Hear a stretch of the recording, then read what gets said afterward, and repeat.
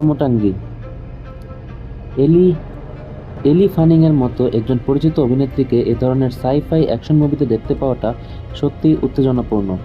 Trailer দেখে বোঝা যাচ্ছে মুভিটির ভিজুয়াল ইফেক্টস এবং অ্যাকশন সিকোয়েন্সগুলো হবে অসাধারণ।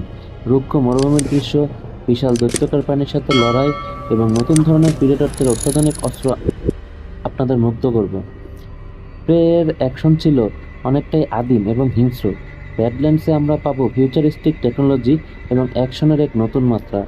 প্রিডেটরদের কিছু নতুন গ্যাজেট এবং শিকারের পদ্ধতিও দেখানো হয়েছে, যা তাদের আগের সংস্করণগুলোর চেয়ে আরও ভয়ঙ্কর করে তুলেছে। ব্যাডল্যান্ড শুধু অ্যাকশন আর মারামারির মুভি নয়, এর গভীরে লুকিয়ে আছে আরও কিছু গুরুত্বপূর্ণ বার্তা।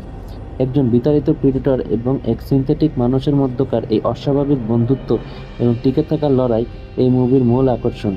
এটি আমাদেরকে শেখাবে যে প্রতিকূল পরিস্থিতিতেও অপ্রত্যাশিত বন্ধুত্ব গড়ে উঠতে পারে।